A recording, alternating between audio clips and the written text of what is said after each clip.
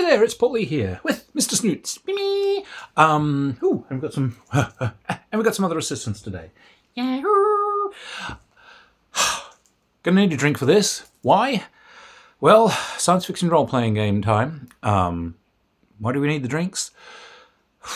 Well, I'm gonna do it. Space opera. All right. God damn it. Space opera. Space opera was FGU's science fiction game. It came out long ago. We're talking, way back in the 80s here. Woohoo! Now, it's a difficult one to talk about. At the stage these came out, role-playing games were going through a bit of a phase. And we'd had some good, simple systems. Dungeons & Dragons is an incredibly simple system and kind of like, alpha version game. It's got some systems that are pretty stupid, but they work, like escalating levels and hit points and whatever. Okay. Traveller, good simple system, very open-ended and whatever. A lot of special stuff and text or hand wave will figure it out. People got this idea that more information is better and that more and more detailed rules to cover things just means your game is better. There are a couple of ultimate expressions of this. One was basically anything done by Iron Crown Enterprises. Probably the cream of that crop, the space opera game. So, at its core, it's not that big a set of rule books, and still find it on the FGU website as a PDF and everything.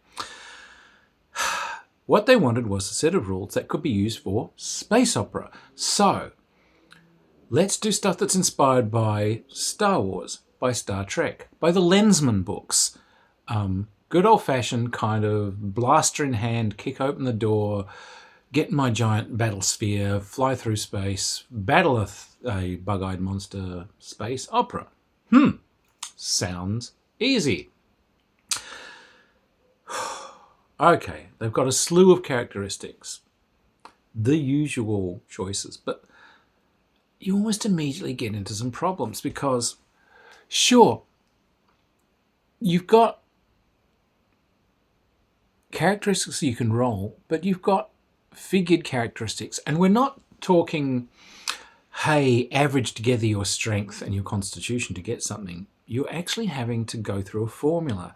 What's my carrying capacity? Well, my character is my strength plus my constitution multiplied by a special factor that comes from my race, multiplied by another special factor that comes from my chosen profession, multiplied by 1/10 of my endurance. What's my endurance? Glad you asked. My endurance is another calculated thing. They all come from these quite complex calculations.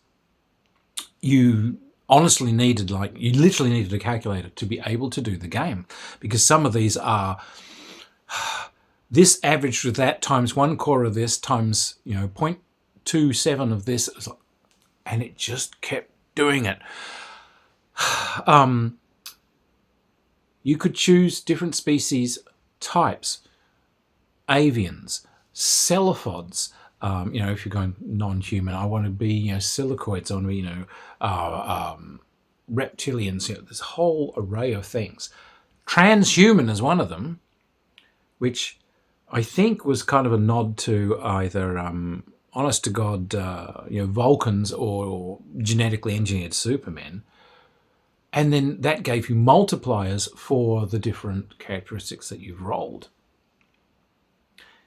If you were given free choice of everything, just choose transhuman, because it was just the best at everything. Massively the best, like 2.5 times human strength. It's faster than everyone, it's smarter than everyone, it's stronger than everyone. So, there were instantly rorts in there. Nothing was done with a sense of balance in mind. Ostensibly, the thing is kind of a D20 system, except when it's a 2D6 system or when it's a percentile system. The characteristics are not a straight roll. You roll them and you have to look across on a chart to see what the value is, given what you rolled. Okay. So, all right, so we're doing a sort of a percentage roll running down this chart. So, every stage is done at a level of complexity that, you know, it's not an absolute game killer. Oh, okay, I could handle that. But I just find that as you accrue these, everything is done with the most complicated version that you could choose. It starts to get just so rules heavy.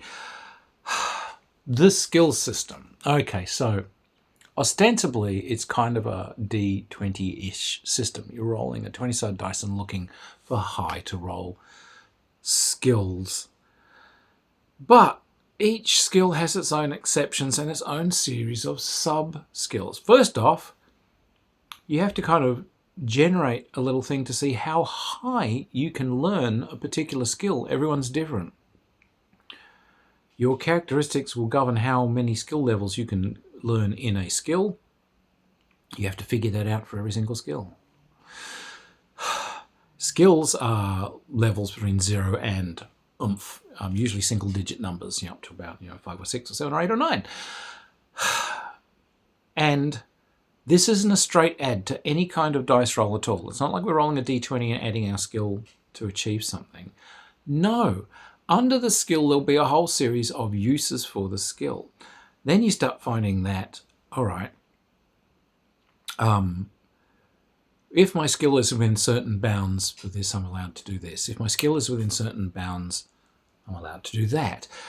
Under normal uses of my skill, each level of my skill will add 2% to my basic chance of using the skill, except under the conditions in which it adds 3% or 4%.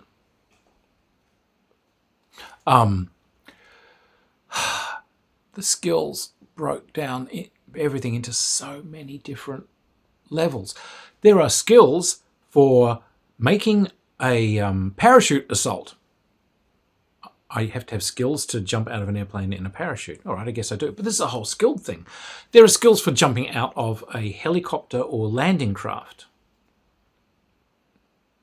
Why? And it says, oh, well, that's some...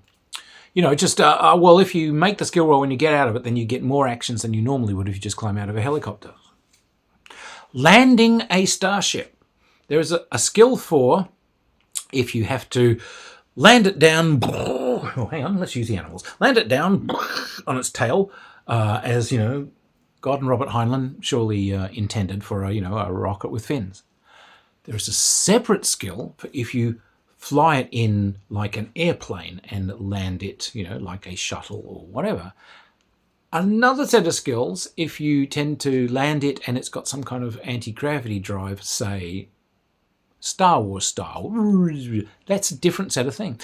In each of these cases, it says, well, they'll normally just automatically do it, but this skill's only there if, for some reason, the normal systems aren't working.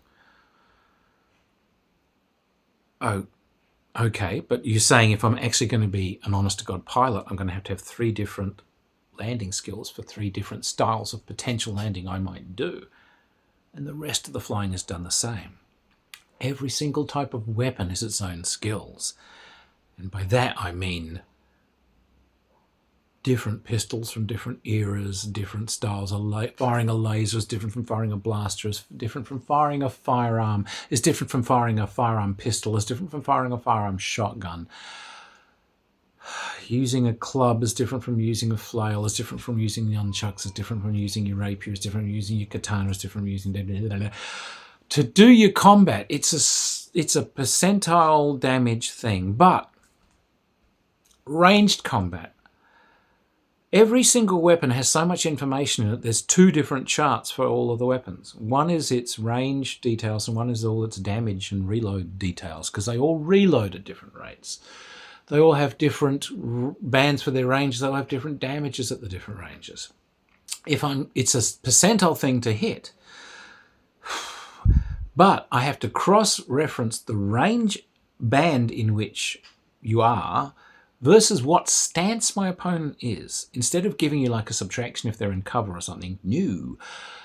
My chance of hitting you is different if you're standing, or if you're running or walking, or if you're kneeling, or if you're crouching as opposed to kneeling, or if you are prone, or if you're in partial cover or full cover. These are all different things to look up on a chart.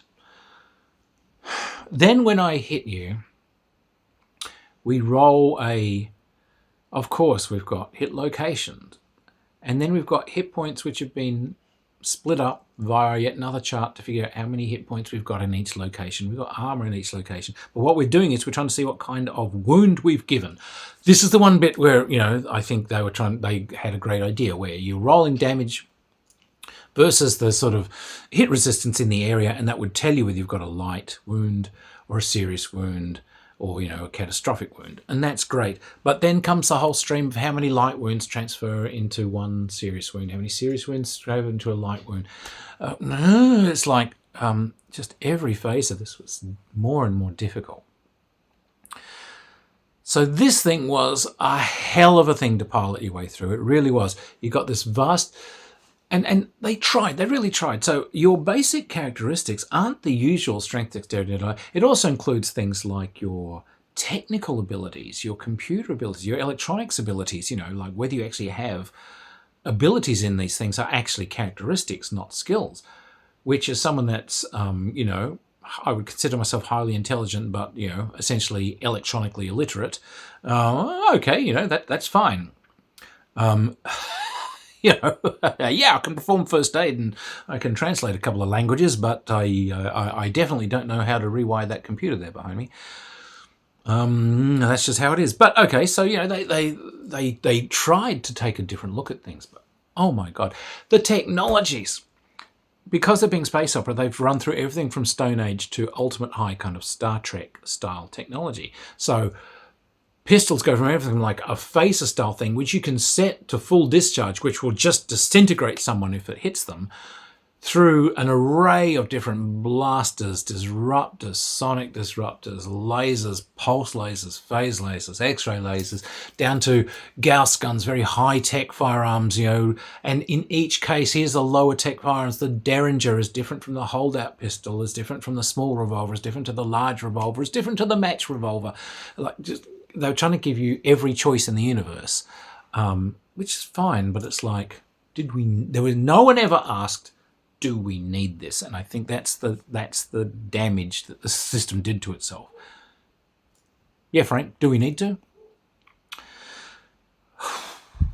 Is it playable? Well, when you wade through all this stuff at the end, of course you can get a game out of it, and of course you can play. Players are players, and you'll do your thing. Do you get a good game out of it? Well, it's rorty. Anything that has this mass of rules and this mass of equipment and this mass of choices will have choices in it that a evil little sort of 17, 18-year-old like myself would go through and just find that this is one that, breaks the rules that you must have. If the umpires just said, oh yeah, it's like top tech, you can get anything you want, you've got weird choices. Like, I'm always going to carry a phaser on me. That is always preset to maximum discharge. That's just there to completely disintegrate anyone. It's also great for just banging a hole through a wall if I have to run like hell. That's just on the back of my belt. Always, that's just like my weapon of kind of last option or my first draw if I really don't like someone. Then I've got like the ultimate level blaster pistol is the other thing that I will go for. And I found the one that gets me the extra bonus at the different ranges, yada yada squee. And then you've got to have your melee weapon and the melee system. For some reason, every single weapon category has its own way of figuring out what you need to hit. So figuring out what you need to hit is figured completely differently for a club as opposed to a sword, as opposed to a short sword, as opposed to a dagger. Not, I've got a base roll to hit and I add this to the weapon. No, the characteristics. It's my dexterity plus my strength plus my endurance multiplied by a factor, multiplied by another factor for my race, etc. Plus 3% for each level of skill I've got. But that's a completely different formula for each bloody weapon. For some reason, they loved katanas and rapiers. They got like a more rorty formula. Plus, you then modify your chance to hit by, and again, I can see the good intention, by your opponent's level of skill in the weapon that you're using to try and hit him with. I can see that. If I've got a katana and if you come at me with a katana, and I'm a katana expert, not blowing my horn here, I just am. I know, and I can tell by the way you're holding it and the way you're standing, exactly what school you've come from and exactly what hits you are used to delivering. So I know the moment I see you start twitching, I know what's coming and I know where to move. So, okay, that is a great idea. But there's another set of modifications for your own skill in your own weapon. Well, obviously, I'm good at putting my weapon in the way to spoil your attacks, etc., etc. Everything was just always the more complicated choice. And that doesn't always make it a better game. You're not really upping accuracy, or rather, you're upping accuracy, but at sort of the cost of just outright playability, because at every point the umpire's got to stop, go through the rules, find the specific stuff that's going to apply to this situation, figure out a whole bunch of new formulas. Your players are going to hopefully help and prefigure out a bunch of the formulas they feel they're going to be using pretty often for all their weapons and so on. But because each skill has its own series of special circumstances, each with their own formulas, is like, and some of these devolve into 2d6 rolls for effect, percentile rolls for effect, d20 rolls for effect. They were never consistent. We played campaigns of this, and they produced a whole universe for this. There are maps, there are quadrants, there are planets, stuff laid out. There's a set of Starship combat rules for this. Oh God, I'm going to pour another drink. There's a set of Starship combat rules for this, which are every bit as easily navigable as the stuff I've just told you for the stuff that isn't, for personal combat. Different weapons, different shields, different drives, different chances to hit, calculated for this and that, and oh God help us. We just want to be able to tangle the space fighters or have our giant, battle spheres blaze away at each other. I just need to know who's winning and who's losing, and the thing a lot of science fiction games forget is what happened to the crew. All right, sure, I lost my warp drive and the Thrond banks have been discharged, but I got 5 characters on board. Were any of them hurt? Please put in something for what happens to the characters. But there were some games that were made for campaigns and adventures done for this, and they were actually quite fun.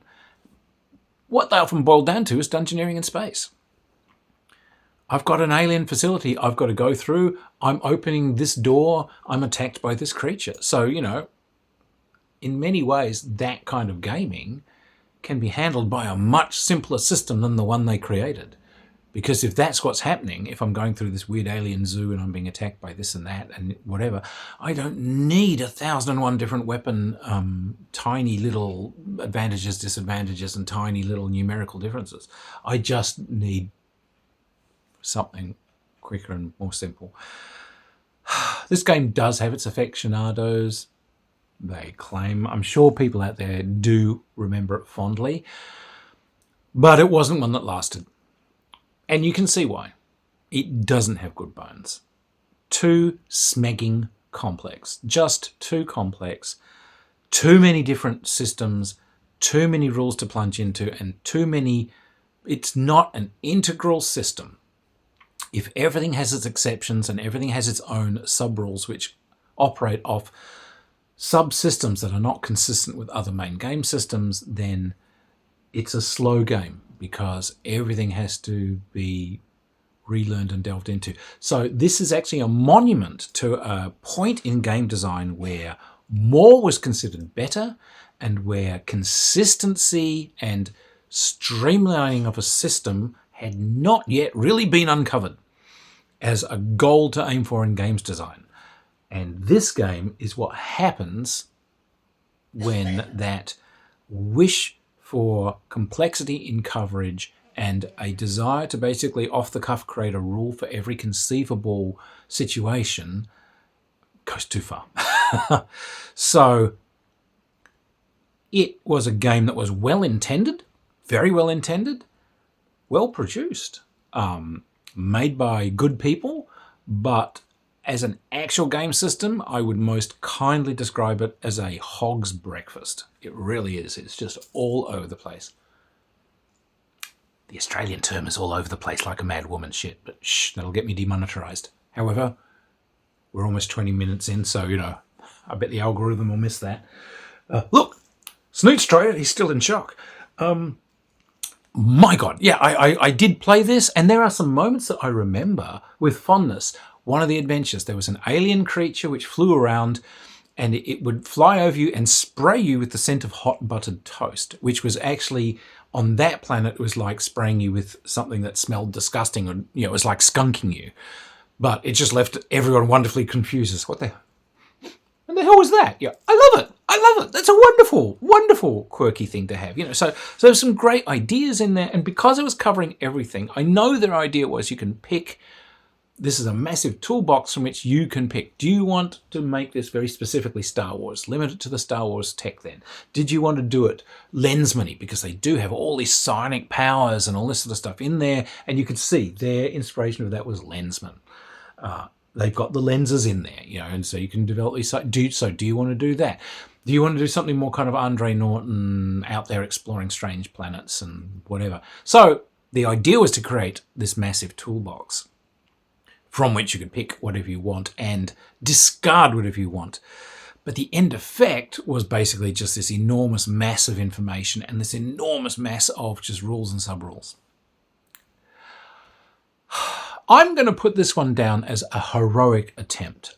Look, I know I sound like I've been dumping on it, but it is a heroic attempt because it was made with the best of intentions, and it hadn't been able to make that big technical jump just because of the period it came from. We needed that technical jump where, you can make things that cover every single contingency, but what if you did that with a set core game mechanic that was flexible and adapted to these things, and then you can just adapt it on the fly by using a simple set of conditions. That conceptual jump hadn't been made, so the result is just amass more rules, not rethink your game's engine. So remembered with honour, remembered with a huge amount of mirth for the ludicrous definitions and sub-definitions of the rules. I'm glad it's still out there. Look, I still have copies of it here. It's an important part of games history. And I'm sure if you brought it to a convention and trotted it out, you'd get people playing it almost for the shock value. That like, no way, I remember this thing. Oh crap, was this thing as complex as I remember? I've got to play this again. Once you're actually in there and playing, I'm sure the fact that the core things you're going to be rolling are written down for you on the sheet, if you've been smart, so you won't have too much work to do. But still, this wasn't a laster. It really wasn't. Too much. And there were a couple of games that used it sort of as a core and tried spinning off. There's Other Suns was one thing that kind of seemed to take this as a bit of an inspiration. And again, not a laster again, because it's just not a system that anyone, honestly, hand on their heart, remembers fondly. I remember that. That's really what I wanted from a game system. Seriously? Seriously? Oh, here it is. Run it with your group tomorrow. Anyway, space opera gone and decidedly not forgotten because it left some psychic scars. But it was the driver for that movement to do more simplified systems. The things that, so whatever you might think of things like Dungeons & Dragons version 3, I like the fact that they were starting to go towards, let's do a core mechanic and make it work. That kind of decision, that kind of game design process came out of people seeing these games that had taken things too far and saying, we've got to fix this, because these are not games we can teach to new players, and these are not games that are easy to play, and they're not games that are getting much of a following because they're just too damn complex. Anyway, time for a stiff drink, I think. I'll catch you guys around the gaming table someday, I hope. Find you at a convention, find you somewhere. Meanwhile, everyone keep being the best possible ambassadors for the hobby that you can. Be good to each other, and I will see you sometime. Cheers, everybody. Bye.